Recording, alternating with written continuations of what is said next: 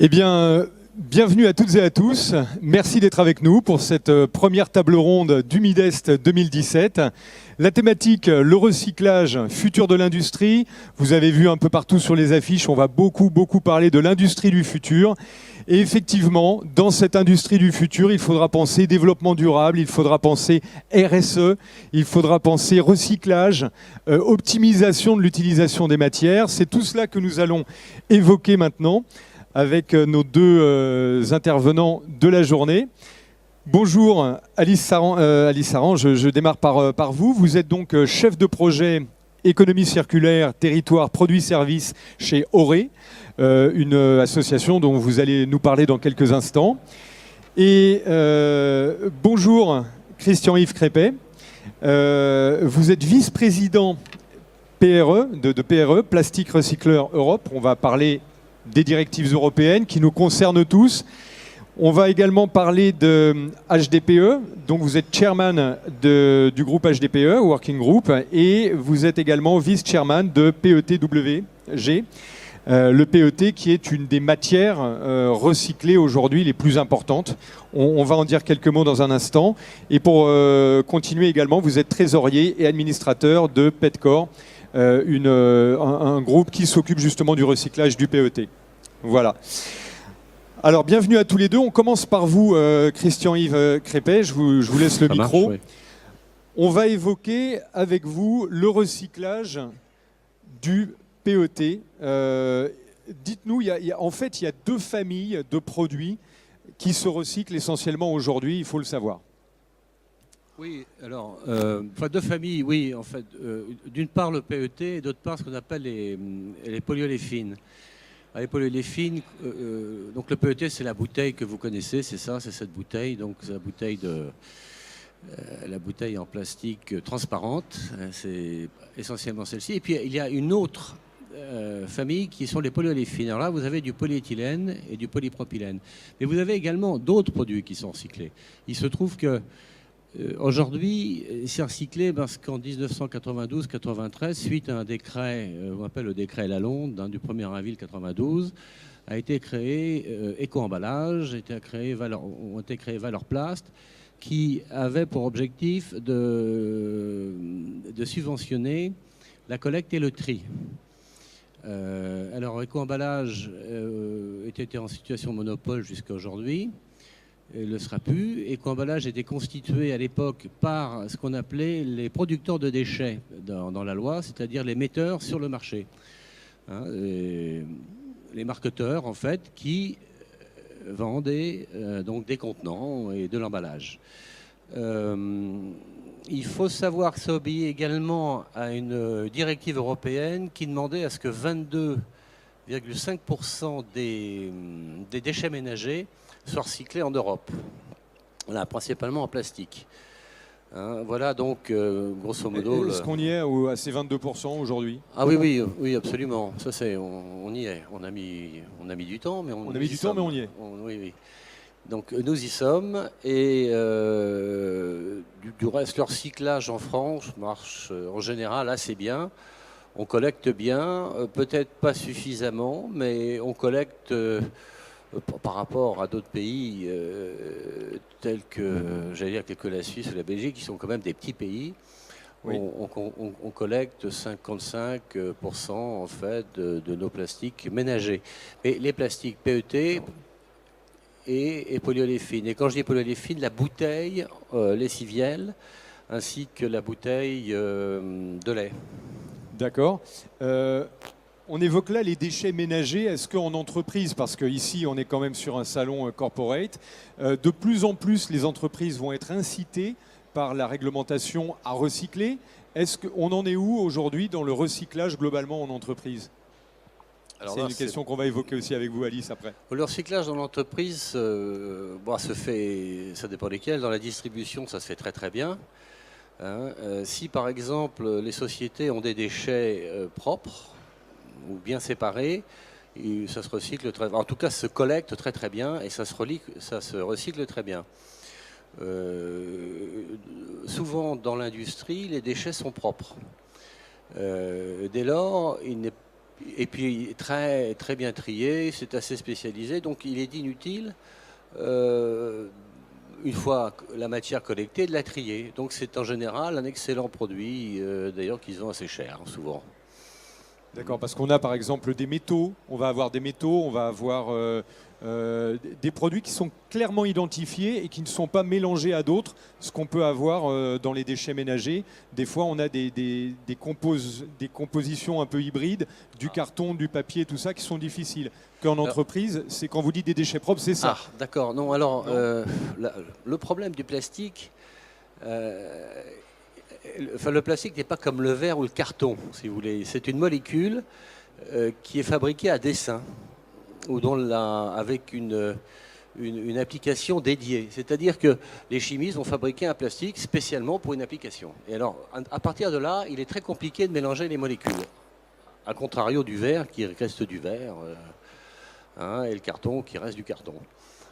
Voilà, donc dans ces cas-là, dès que l'on a des mélanges, c'est-à-dire que vous avez, pendant longtemps, lorsque vous avez des multicouches, par exemple, ce qu'on appelle des multicouches, une couche d'aluminium, une couche de VOH plastique, une couche. Alors là, ça devient très compliqué.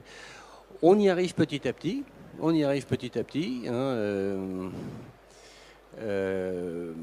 En Europe, il y a des sociétés, par exemple, qui recyclent le Tetra Pak, ce qui pendant très longtemps n'a pas été fait. Parce que le Tetra Pak, typiquement, c'est un exemple avec du polyéthylène, de l'aluminium et du carton. Absolument. Voilà.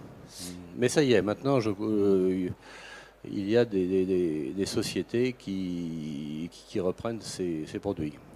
Donc, une première chose à noter qu'on peut retenir dans ce que vous dites, c'est que déjà, à l'origine, le tri, la façon dont le tri est fait et le produit est sélectionné, c'est primordial.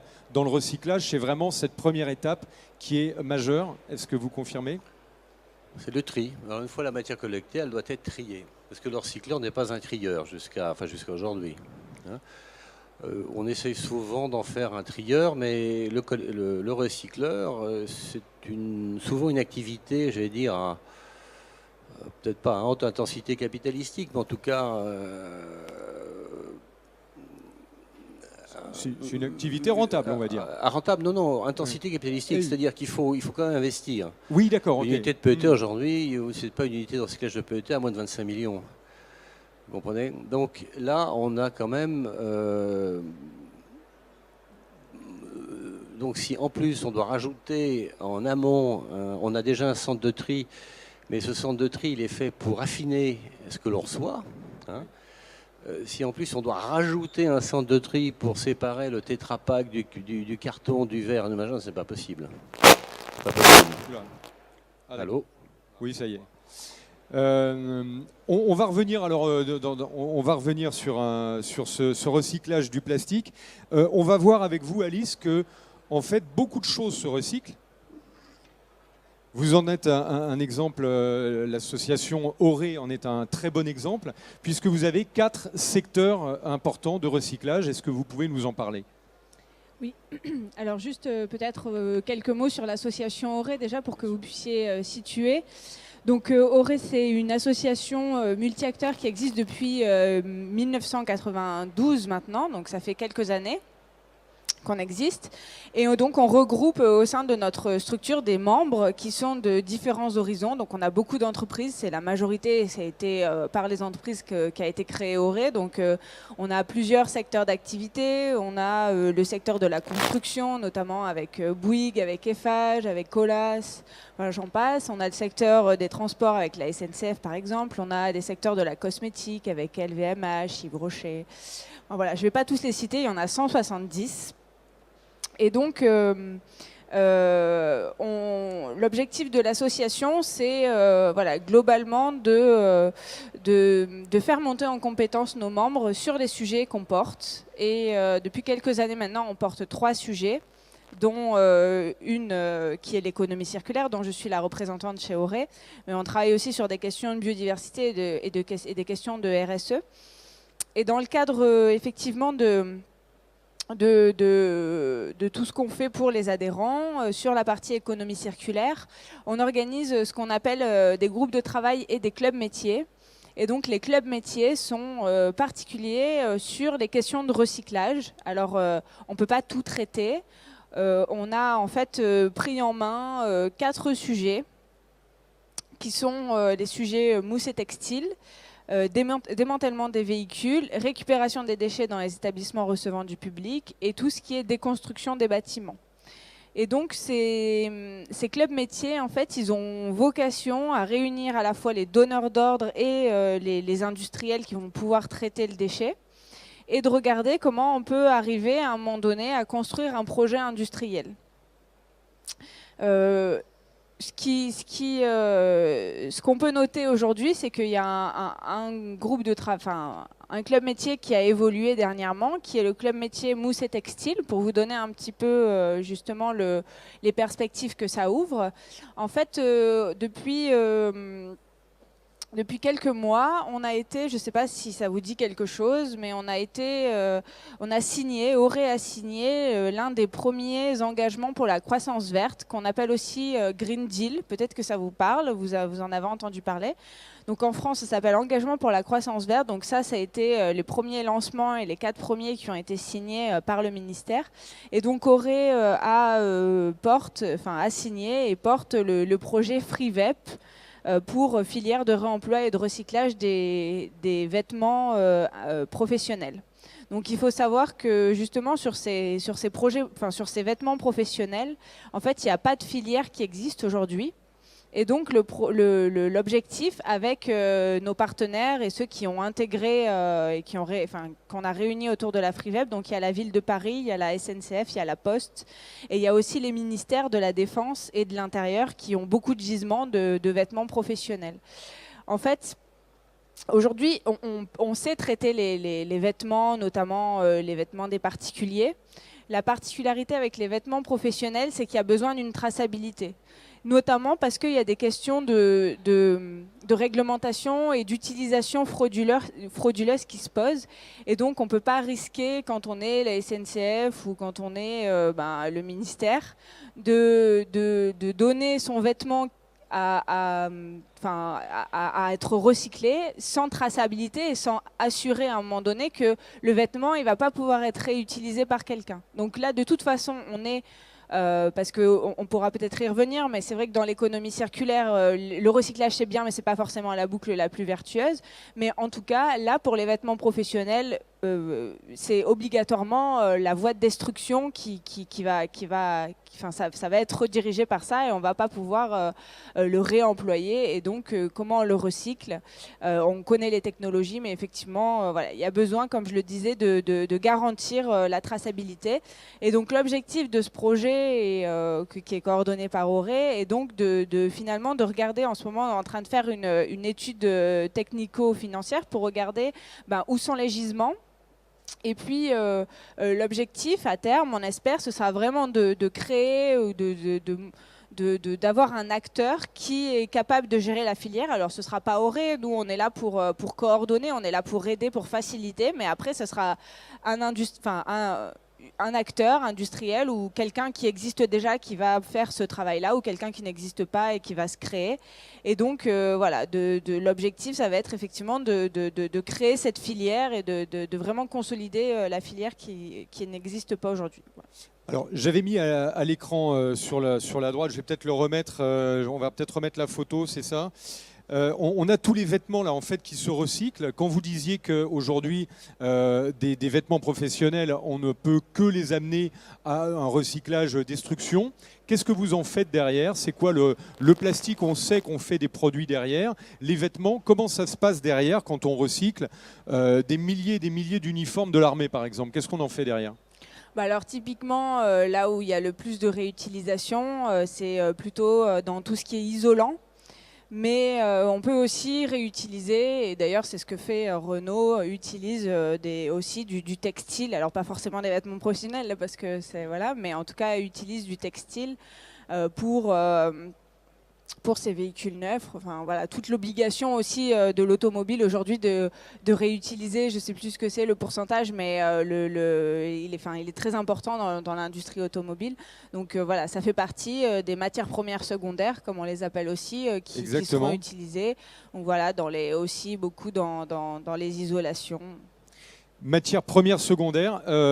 Est-ce que vous êtes d'accord, Monsieur Crépet, qu'on peut aussi aujourd'hui peut-être changer un peu de vocabulaire? On a l'impression que quand on parle de déchets, personne n'a envie de s'en occuper, alors que si on le voit comme une matière secondaire, tout d'un coup on collecte des vêtements pour en faire des sièges de voiture, ça redevient presque une matière première. Est-ce qu'on n'a pas intérêt aujourd'hui à changer légèrement certaines appellations, certains mots, ne serait-ce que pour changer d'état d'esprit?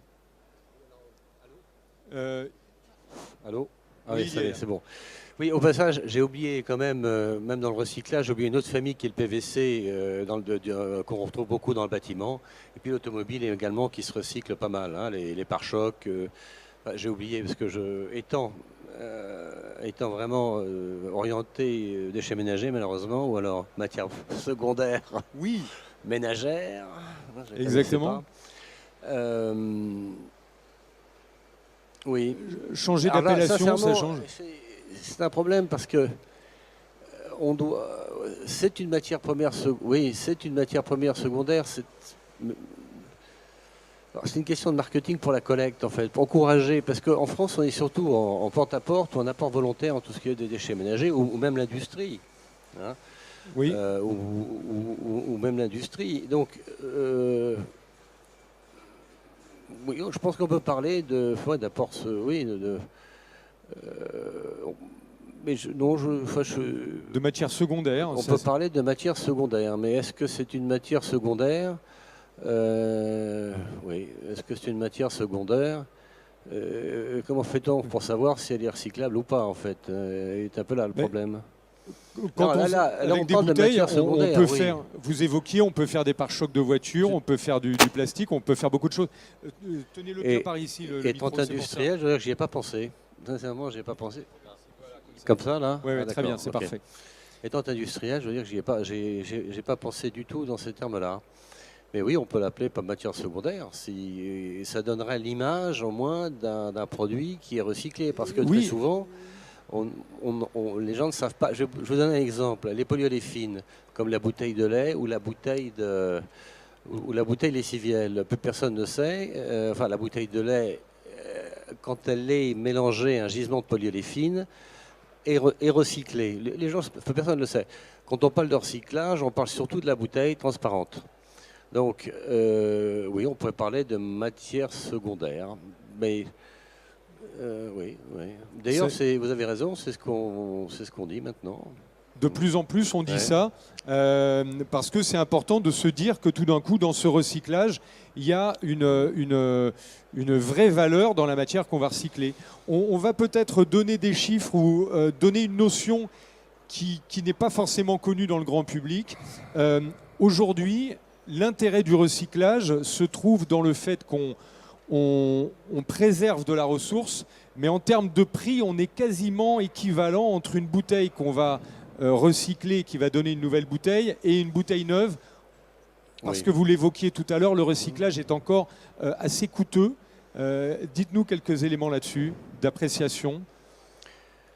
Oui, on ne veut pas vous décevoir. Hein. Selon le cours du pétrole aussi. Suivant le cours du pétrole aussi. Pétrole, aujourd'hui, on a la chance qu'il soit bas. Mais Non, justement, c'est pas de chance qu'il soit bas. Quand il est haut, c'est bien, mais quand il est bas, c'est plus ennuyeux. Comment dirais-je? Attendez, le cours du pétrole m'a troublé. Oui. Enfin, quelle était la question?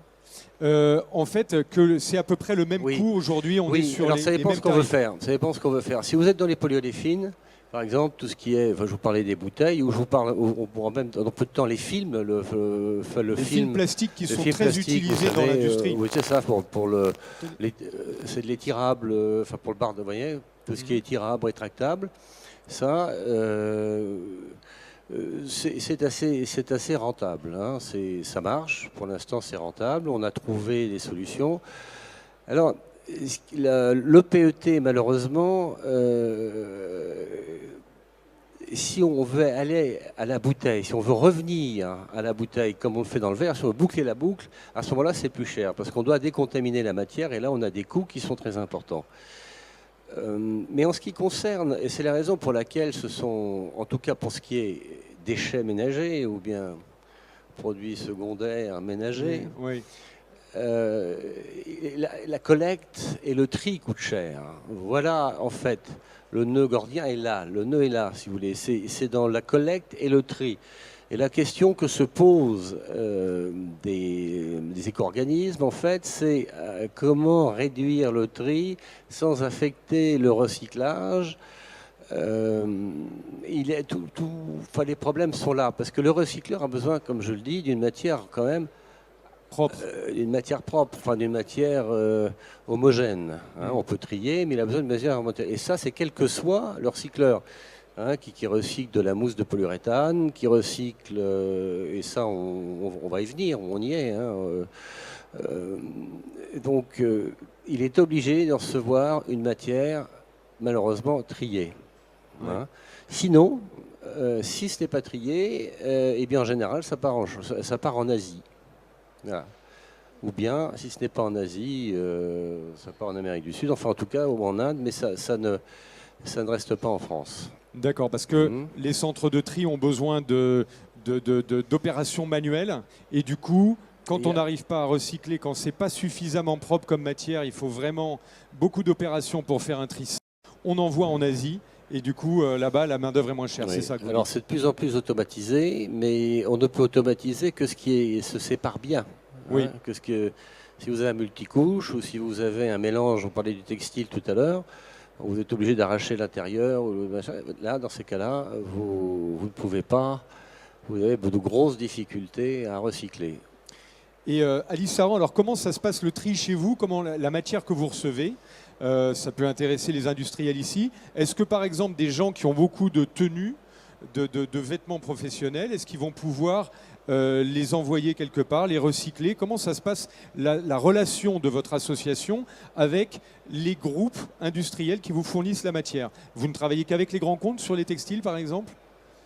Alors sur le projet FreeVep, aujourd'hui il n'y a pas de filière. Donc pour l'instant, un acteur qui a un gros gisement, qui veut traiter et que c'est un enjeu pour lui, il rejoint le projet FreeVep. D'accord, voilà. Il rejoint votre projet pour développer cette... Voilà, pour aider à la consolidation, enfin à la création plutôt d'une filière. Mais de toute façon, on a en fait dans les acteurs qui font partie de la FreeVep, on a aussi des acteurs qui sont en capacité aujourd'hui, enfin qui traitent, on va dire,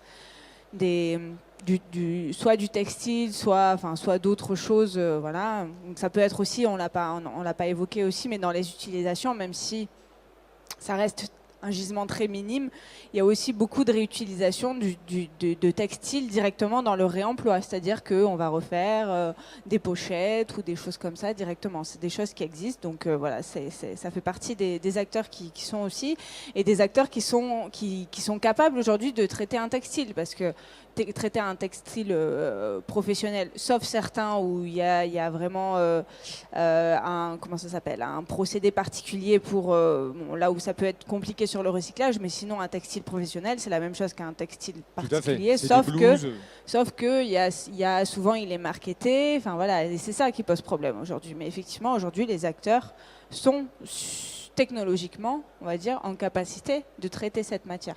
Mais sur les textiles professionnels, effectivement, voilà, sauf si effectivement il n'y a pas de problème de traçabilité ou c'est pas marketé et que l'entreprise s'en fiche. Et là, effectivement, les acteurs aujourd'hui autour de la table, notamment l'éco-organisme Éco-TLC, par exemple, qui est en capacité de collecter ce gisement-là. Mais si vraiment il y a des problèmes de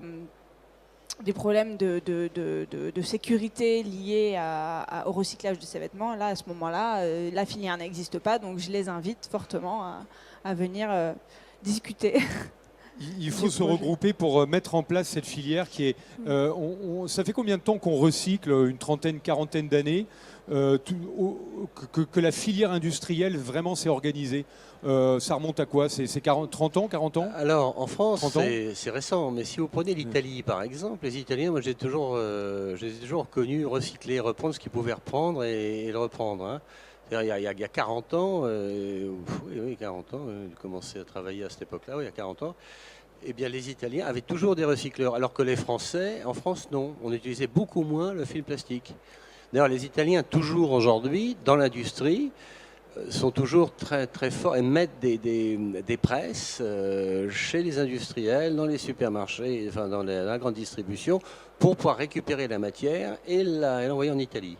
Ça se fait beaucoup, beaucoup, beaucoup, beaucoup. Vous avez, moi j'ai l'exemple d'un recycleur italien de films qui récolte en France plus de 20 000 tonnes en mettant des presses, vous voyez. Il met des presses dans les entreprises, comme ça il a une super matière déjà compactée. Voilà. Le tri se fait à la source et après quand il récupère, il a une très belle matière. Voilà, le tri à la source, c'est l'idéal. Bon, alors ça c'est une chose importante, le tri à la source, il va falloir implémenter ça un peu dans les entreprises davantage. On va passer aux questions là dans quelques minutes. Vous nous direz, vous, si vous avez déjà mis en place des pratiques un peu de recyclage. J'aimerais, Alice, qu'on revienne sur une action que vous avez mise en place à l'échelle du territoire, parce que là on parle beaucoup de s'associer pour développer des filières de tri. On voit que c'est vraiment une chaîne dans laquelle chacun doit être impliqué. Vous avez agi sur l'énergie, qui est quand on parle de recyclage ou on va dire, d'économie et d'usage optimisé, l'énergie, ça parle à tout le monde parce qu'on en a tous besoin. Parlez-nous de cette initiative dans laquelle, territoriale, où vous avez regroupé différentes entreprises. Alors effectivement, je vais reparler, j'ai quelques minutes. Oui, quelques minutes, on y va tranquille. Je vais reparler un peu du contexte, et c'est vrai qu'on n'a pas beaucoup parlé d'économie circulaire, et comme le projet c'est économie circulaire, je vais revenir 2 minutes dessus. Donc effectivement, on a eu une mission qui s'est déroulée sur 2014-2016 où on a dû accompagner des entreprises à l'économie circulaire. Alors, effectivement, économie circulaire, c'est un terme dont on entend de plus en plus parler. Alors, je ne sais pas si sur ce salon-là, il est beaucoup évoqué, mais en tout cas, moi, j'étais au salon Polytex la semaine dernière, salon de l'environnement, et on voit économie circulaire de partout. C'est vrai que ça commence à prendre beaucoup d'ampleur. Alors, quand on parle d'économie circulaire, forcément, on parle de recyclage. Excusez-moi Alice, juste pour les personnes, tout le monde connaît, mais est-ce qu'on peut redonner une définition très courte en 2 phrases? Justement, justement, j'y viens. Donc effectivement, quand on parle d'économie circulaire, on parle entre autres du recyclage, parce que effectivement aujourd'hui, on se rend compte qu'il y a une problématique de ressources qui va être de plus en plus prégnante. Hein. On a parlé, la variation du cours du pétrole, par exemple. Il y a besoin de pétrole pour créer certaines matières, mais il y a aussi besoin de pétrole pour aller extraire des matières et des ressources. Et donc des ressources qu'il y a aussi en quantité de moins importante et qu'il faut aller puiser de plus en plus profondément dans les sols, et donc qui demandent aussi de plus en plus d'énergie.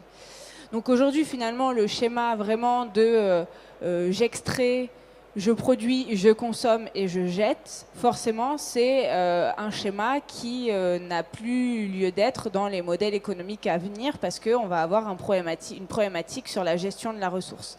Il y a beaucoup aujourd'hui d'études qui le disent, donc notamment par rapport à l'énergie, on l'a dit, mais par rapport à plein de matières premières qu'on peut et qu'on a besoin pour l'industrie. Et donc... On va laisser passer parce qu'elle a...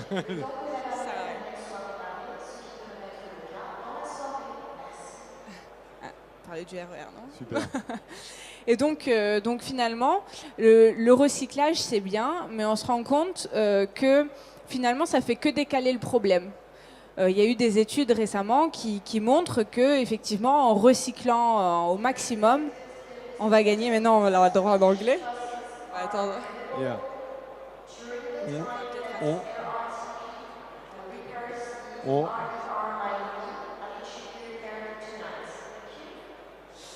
Et donc, effectivement, voilà, finalement, on va gagner quelques années, quelques dizaines d'années, mais comme il y a toujours besoin d'incorporer de la matière vierge quand on recycle, parce que le recyclage n'est pas à l'infini, sauf pour certaines matières, mais c'est plutôt rare, parce que la matière se dégrade. Et donc, effectivement, aujourd'hui, on a besoin aussi d'aller sur d'autres solutions. Donc, le réemploi, la réparation et la réutilisation, par exemple, ce sont des boucles les plus vertueuses. Mais pour ça, il y a besoin de travailler sur la consommation responsable. Il y a aussi besoin de travailler sur l'approvisionnement durable. Il y a besoin de travailler sur l'éco-conception aussi. On le disait, des fois, la matière, elle est difficile à recycler parce que il y a 5, 6, peut-être plus, plastiques différents qui composent le produit. Et la matière, et donc du coup c'est compliqué à recycler, c'est compliqué à réparer, c'est compliqué, donc l'éco-conception agit aussi sur ce levier-là. Et donc dans les deux autres, donc ce que je cite là, c'est des sujets qui rentrent en compte dans l'économie circulaire, parce que l'économie circulaire, c'est un concept chapeau, et après on développe des méthodologies, on développe des méthodes pour arriver à cette économie circulaire en prenant des axes et des orientations stratégiques différentes selon ses besoins. Ce qu'il y a aussi dans l'économie circulaire, c'est la question sur le modèle économique en lui-même. Finalement, aujourd'hui, on peut plus, le modèle économique basé sur la vente en volume, en continuant vraiment à faire son chiffre d'affaires en vendant des produits, là, ça va commencer aussi à poser un problème. Et donc, il y a des nouveaux concepts, notamment autour de l'économie de la fonctionnalité, qui sont développés. Et donc, dans le cadre de l'initiative Cité, on a accompagné des entreprises à l'économie de la fonctionnalité pour réfléchir finalement à quel est l'usage de mon produit et est-ce que je peux le valoriser autrement et valoriser un service qu'il y a derrière. Un exemple très simple, c'est l'entreprise Lireco aujourd'hui qui vend des produits de bureau, donc des stylos, du papier, etc. Il s'est dit à un moment donné, effectivement, il y a beaucoup de concurrence, il y a beaucoup de choses. On ne peut pas non plus continuer à vendre de plus en plus de ces produits-là alors qu'il y a un impact certain sur l'environnement, notamment le papier. On sait les consommations énergétiques que demande le papier et l'impact CO2. Et donc, ils se sont dit, on va créer une solution de service qui va permettre à nos clients de diminuer leur consommation de consommables. Et donc, ils ont un service autour de ça où vraiment ils accompagnent l'entreprise à l'utilisation raisonnée des consommables. Et donc, j'en viens à l'opération. Oui. C'est qu'effectivement, quand on travaille sur un périmètre territorial, on va mobiliser tout ça. On appelle aussi ça, je ne voulais pas être très, très, très jargonneuse, mais c'est les termes. On appelle ça l'écologie industrielle et territoriale. En gros, on va mobiliser un peu les concepts que j'ai cités, mais sur un territoire. Et donc, on a travaillé avec des entreprises sur le secteur du Val d'Oise, où on les a accompagnés.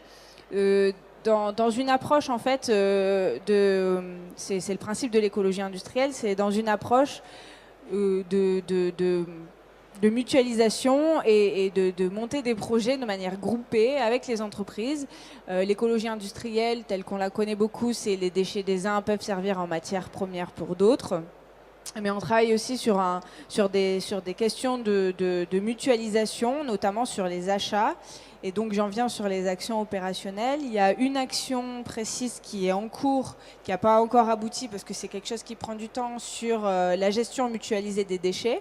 Donc, aujourd'hui, les entreprises sur la gestion des déchets banals, la plupart, elles font... en fait, il y a un prestataire. Aujourd'hui, elles sont obligées les déchets des entreprises, les déchets banals sont obligés réglementairement d'être triés, mais souvent, ça se fait par un prestataire. Donc, ils mettent tout dans la benne et le prestataire valorise les déchets. Sauf que, finalement, le plastique, on l'a dit, ça a une valeur. Le carton, ça a une valeur. Les métaux, ça a une valeur. Beaucoup de déchets aujourd'hui ont une valeur. Et donc, l'objectif, c'est de voir comment mutualiser la collecte. Donc, ça voudrait dire qu'elles font le tri, elles feraient le tri dans leur structure. Donc, avec une benne pour le carton, une benne pour le bois, une benne pour le plastique, etc. Et le prestataire qui viendrait serait mutualisé, donc le coût du prestataire serait moindre et il y aurait aussi une valorisation plus importante des déchets. Donc ça, c'est un projet qui est en cours, qui continue à avancer. Et il y a eu une autre action très rapide sur l'achat groupé d'énergie, où en fait on a proposé aux entreprises de d'intégrer une plateforme d'achat groupé qui a permis finalement à donc 4 entreprises, en tout il y avait une quinzaine d'entreprises et finalement bon, il y en avait sur 7 éligibles, il y en avait qui n'étaient pas éligibles parce que les contrats venaient juste d'être renouvelés ou alors elles avaient déjà ces solutions-là, mais donc sur les 7, il y en a 4 qui ont répondu et donc ça a permis une économie pour les 4 entreprises de 37 000 € et en plus elles ont, ce qu'elles n'avaient pas avant, 25% de leur énergie achetée qui est maintenant verte, ce que j'ai calculé à peu près équivaut à 160 tonnes équivalent CO2. Donc voilà, très rapidement pour vous dire qu'en se regroupant, en proposant des solutions collectives, les entreprises aussi ont tout intérêt à le faire parce qu'elles vont y trouver des intérêts économiques. Ce que je retiens là, ce que vous expliquez, c'est qu'à l'échelle du territoire, on a peut-être plus de potentiel qu'à l'échelle du pays. Christian-Yves Crépet, on va venir aux directives, on va boucler sur les prochaines directives européennes qui vont arriver avant de passer un micro dans la salle pour des questions. On parle de l'échelle du territoire. Est-ce que vous pensez que c'est un bon moyen d'agir sur un territoire? On imagine qu'il y a une zone industrielle assez développée avec des clusters qui travaillent autour de différentes matières.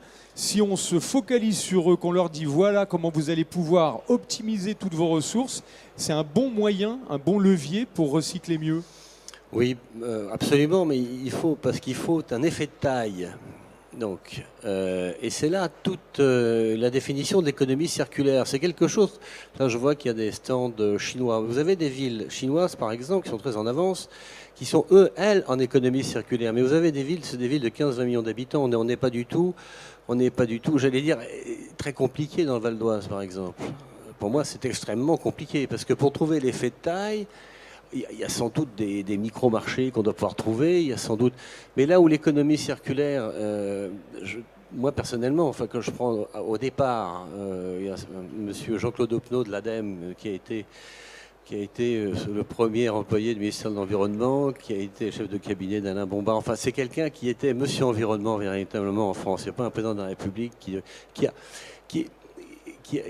qui a sorti ce terme de... Enfin, l'économie circulaire, c'est lui. Enfin, je veux dire, Sustainable Economy, il l'a traduit comme ça. Mais ça n'est possible, à mon avis, vraiment, que si vous avez un effet de taille. Hein, ça se fait sur l'eau, ça se fait sur les briques, ça se fait sur tout, en fait. Hein. Et je crains que... à l'échelle d'une ville comme Paris, c'est possible. Mais dès que vous allez dans nos campagnes, où vous avez une petite ville, je vais dire, je ne suis pas convaincu que même à Rennes, on puisse optimiser, on peut maximaliser cette économie circulaire. Donc j'ai peur, ou soit c'est une notion qui a changé, hein, mais l'économie circulaire, c'est pas... En ce qui me concerne, c'est le développement durable, on est bien d'accord, mais c'est un développement durable, c'est que l'économie, dans un périmètre très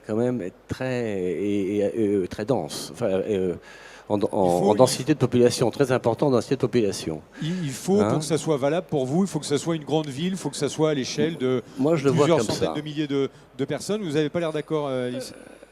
L'effet de taille, je suis d'accord, mais disons que en fait, c'est les entreprises quand on travaille avec des entreprises, c'est parce que l'économie circulaire ne touche pas que les entreprises, mais en tout cas, quand on a des entreprises, là pour le coup sur le Val d'Oise, nous on travaille avec les industriels. D'ailleurs, je l'ai pas dit, de l'automobile, l'aéronautique, la mécanique. On a choisi justement ce territoire parce que il y avait quand même, une masse critique. Et après, la problématique pour nous, c'est pas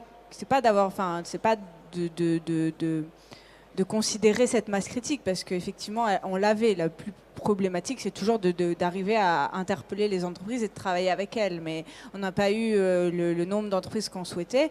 Mais en tout cas, on aurait largement eu avec tous les industriels, les PME, et puis il y a des grands groupes. On a travaillé avec Renault aussi. Bon, après, Renault, ils sont avancés sur ces sujets-là. Mais on peut très bien, et il y a eu plein de retours d'expérience en France sur ces sujets-là, regrouper une taille d'adhérent qui suffira à un prestataire de déchets de venir collecter les gisements. La gestion mutualisée des déchets, j'ai pas un chiffre en tête, mais il y a plusieurs dizaines de zones d'activité qui ont mis en place ces principes-là. Donc ça veut dire, et notamment souvent c'est des gros collecteurs comme Veolia qui viennent collecter les déchets. Donc, et c'est à l'échelle d'une zone d'activité avec 500 entreprises, par exemple, ça peut se faire. Donc ça, voilà. Ouais, on reste un peu dans du recyclage. L'économie circulaire, enfin pour moi, telle qu'elle est comprise au départ, votre vélo, par exemple, vous allez, au lieu de le jeter, vous allez le mettre, vous allez le donner à quelqu'un dans Paris qui va... ça, c'est du réemploi, ça fait partie. Le réemploi, ça fait partie de l'économie circulaire, si vous voulez. Mais pour ça, c'est ce que je vous dis, il faut un minimum de gens, sinon ça ne va pas marcher. Oui. L'eau, par exemple, l'eau c'est extraordinaire, comme les Asiatiques récupèrent l'eau également. Vous avez... il y a tout, c'est-à-dire que l'économie circulaire, j'allais dire même les gaz d'échappement, hein. L'économie circulaire doit tout embrasser en fait. Et moi, ce dont j'ai très peur aujourd'hui dans la définition économie circulaire, c'est qu'on spécialise, on dit tiens, ça c'est de l'économie circulaire, on fait faire du recyclage de PET, on est dans l'économie. Oui, on est dans l'économie circulaire. Mais la notion d'économie circulaire, je ne trouve pas personnellement telle que je l'ai comprise au départ. Alors peut-être qu'aujourd'hui, elle a changé la définition dérive quelque peu. Mais c'est l'économie circulaire, on doit embrasser tous les sujets. Oui. La machine à laver, tout. Hein, un exemple d'énergie, on le voit avec des nouvelles tendances. On parlait d'énergie à l'instant. Les grands data centers qui dégagent énormément de chaleur, on utilise la chaleur plutôt que de refroidir les pièces. On va canaliser cette chaleur, chauffer des bâtiments avec l'énergie des gros data centers et des grosses machines. Et du coup, c'est vrai qu'on s'aperçoit qu'on peut aller très loin dans cet état d'esprit de faire tourner la ressource, de faire tourner les matières et de les réutiliser. Est-ce que dans la salle, on va... Tu as un micro, Alix? Super. On va vous passer un micro. Qui a envie de réagir? Qui recycle déjà dans son entreprise ou qui se sent impliqué dans cette thématique parmi vous, par exemple? Question. Madame, vous avez... Madame, on vous écoute pour votre témoignage. Bonjour, présentez-vous. Ça marche, hein? Oui, ça marche.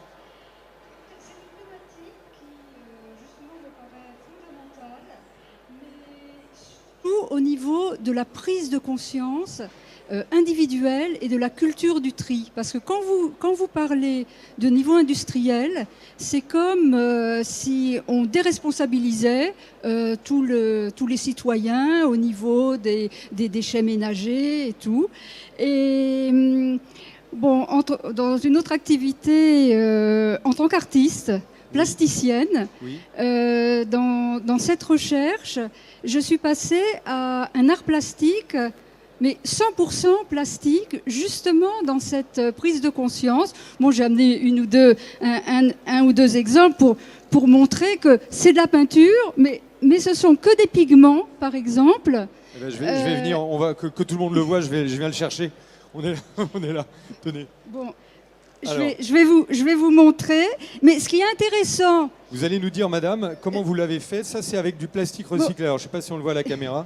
Tu as mis le retour, on met le retour. Bon, j'ai mis, je montre un autre. Mais ce qui est intéressant, c'est que le questionnement, c'est venu sur cette culture du tri, sur le fait que l'art, c'est des pigments et un médium, et que la Terre est recouverte de plastique, qui était vu négativement. Et comme elle recouvre la Terre, ça devient des pigments. Et donc, se posait la question de l'utilisation. Et ce qui est intéressant, c'est que, bon, d'abord, ça reprend le groupe support surface. Ça, ce sont des tout petits échantillons parce que ça peut être monumental. Mais surtout, tous les gens qui l'ont vu me répondent, mais ça nous change totalement l'idée du plastique. Oui, c'est ce qu'on évoquait tout à l'heure, de changer de regard un peu sur le problème pour moi de recyclage, c'est un problème de valorisation, de valorisation des matériaux, qui est un changement de point de vue et qui doit prendre racine Chez tout le monde et dès le départ, parce que quand on voit pour le recyclage que des gens prennent la peine de trier et au niveau des recycleries, ce n'est pas fait, tout est remis ensemble dans beaucoup de centres.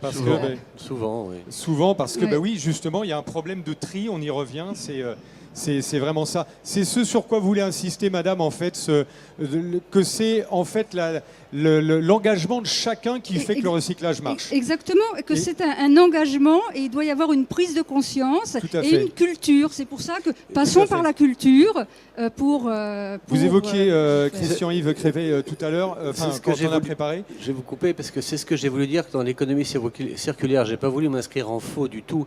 Je pense qu'aujourd'hui, on ne définit pas suffisamment cette économie circulaire. L'économie circulaire, c'est on a des lunettes, qu'en fait-on? On a du papier, qu'en fait-on? Oui. C'est vraiment c'est ça en fait. C'est-à-dire, ça va se recycler, ça va aller, je ne sais pas, peut-être dans le recouvrement d'énergie, dans la cogénération, ça va aller. Voilà. C'est-à-dire que je trouve qu'on ne sensibilise pas suffisamment les gens à ce qu'on peut faire avec. Et vous verrez plus tard, quand on parlera de l'Europe, que les initiatives viennent de l'Europe. Elles viennent très rarement des États. Oui. Très rarement. Parce que tout a une valeur. Tout a une valeur. C'est une prise de conscience. Et cette prise de conscience, il faut la faire passer. C'est ce que je voulais dire dans l'économie circulaire. C'est-à-dire qu'on doit bien la définir et ne pas la spécialiser. L'économie circulaire, c'est tout. Quand on préparait cette table ronde, vous me parliez de la Belgique où il y a beaucoup de communication sur le recyclage, peut-être plus qu'en France. Vous avez trouvé ça ou pas? Oui, alors en Belgique, c'est également un système de porte-à-porte, comme en France, si vous voulez, à la différence qu'il y a une communication, j'allais dire, quasi permanente. C'est-à-dire que vous avez l'éco-organisme belge doit dépenser 40% de son budget en piqûre de rappel, puisque c'est un apport volontaire. Pour créer cet état d'esprit dont vous parlez, madame. Pour créer cet état d'esprit. Nous, en France, on ne le fait pas. En France, on ne le fait pas. Alors, de temps en temps, on a une publicité à la télévision qui nous rappelle qu'il y a un organisme qui s'occupe de ça. Mais si vous voulez, ça se fait. Donc, et pour une autre raison également, c'est-à-dire que la Belgique est également en habitat horizontal, nous étant vertical, beaucoup plus. L'habitat horizontal, si vous voulez, offre plus de place aux ménages ou même pour pouvoir stocker leurs produits, comment vous appelez ça les matières secondaires. Les matières secondaires. Et j'ajouterais juste un point, c'est que artistiquement, je ne parle jamais de recyclage ou de récupération, mais de recueillement et d'accueil. Parce que c'est un autre état d'esprit. Tout à fait. Merci madame pour ce témoignage. Une question, ou une intervention, monsieur. Et après, on a encore 2-3 minutes. Bonjour. Bonjour, présentez-vous. Alors, je suis Rémi Baudouin, apprenti ingénieur en efficacité énergétique. Très bien. Je me permets d'intervenir car j'avais une question. Que penseriez-vous du retour à la consigne je pense aux bouteilles de lait à l'époque qui étaient consignées, comme encore aujourd'hui les bouteilles de gaz. Est-ce que cela ne pourrait pas apporter un intérêt, donc d'un point de vue environnemental, on va dire éco-responsable pour les industriels, mais aussi d'un point de vue économique, sur le fait qu'il n'y ait plus, qu'on peut diminuer justement la production, par exemple, de bouteilles si elles sont réutilisées en bouteilles de verre, admettons. Je vous laisse répondre, monsieur Crévet. Oui, alors, j'étais passé une demi-heure à Capitale là-dessus, c'était il y a 3 ans, le 19 juin, et on voit bien que les pays comme l'Allemagne, l'Europe du Nord, qui pratiquent la consigne, par exemple de ces bouteilles, ont un taux de retour de 95%. Nous, on reste à 50%. Et il est certain que si ça coûte 25 cents, on vous garantit que ça... Alors la consigne est quelque chose qui marche très bien en Europe du Nord, qui marche très très bien évidemment en Allemagne. Aux États-Unis, vous avez tout le nord-est des États-Unis, vous avez la Californie qui est une biconsigne, vous avez beaucoup de pays, mais les pays d'Europe du Sud, l'Italie, la France, l'Espagne, pour l'instant, n'y vont pas parce que ça a un coût. C'est-à-dire qu'il faut avancer l'argent en fait, voilà. Ah oui, d'accord. Et les producteurs n'aiment pas. Oui. Vous connaissez l'entreprise Jean Bouteille ? C'est une start-up qui fait exactement ça, qui en fait, il y a de plus en plus le premier d'ailleurs c'était à Lille, mais il y a de plus en plus de magasins en vrac qui vendent les produits en vrac. Et donc en fait, dans la mesure où la structure met en place des tireuses, donc ça peut être pour de l'huile, ça peut être, je sais plus ce qu'il y a comme produit, de la bière. Il y en a d'autres, j'ai oublié, mais en tout cas, donc les magasins mettent en place les tireuses, il y a les bouteilles Jean Bouteille, et donc le consommateur paye la bouteille, et puis le jour il la ramène, soit il en prend une autre, soit il se la fait rembourser. Mais vous pouvez regarder jeanbouteille.fr ou .com, ou je ne sais pas, mais vous tomberez de suite dessus. Alors, j'aurais une seconde question. Oui. J'ai eu l'occasion de travailler quelques années en tant que technicien dans un centre justement de recyclage des matières recyclables, des déchets recyclables, pardon. Ma question concernant le plastique, vous en avez parlé au début de la conférence, c'est que pour chaque utilisation, le plastique va être fabriqué de manière différente d'un point de vue moléculaire.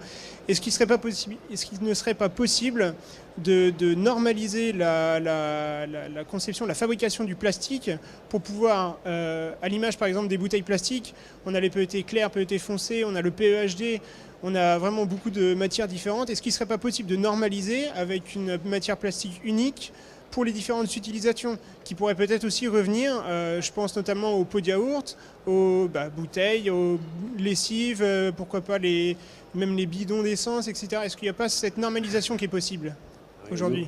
Nous en rêvons.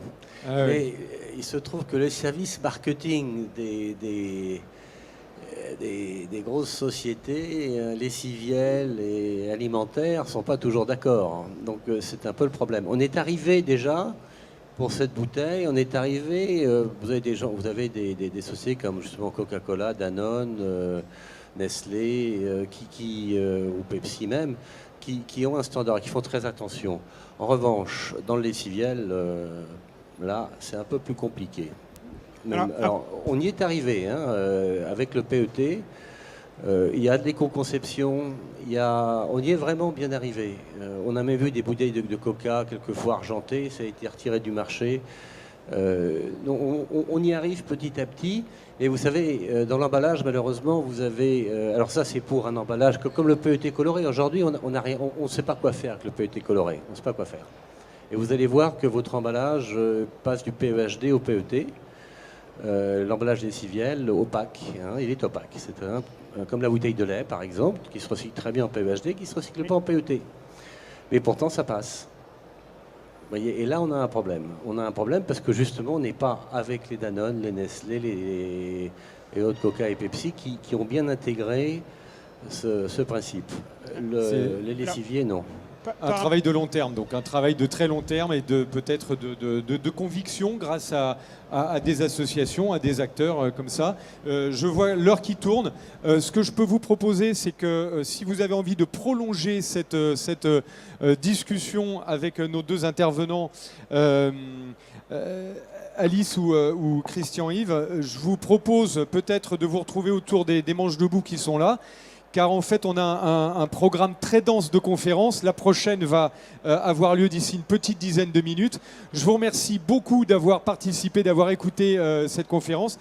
Merci à vous de nous avoir éclairés sur cette thématique. Et on se retrouve, si vous voulez bien, autour du manche debout. Merci à vous d'être venus sur cette table ronde.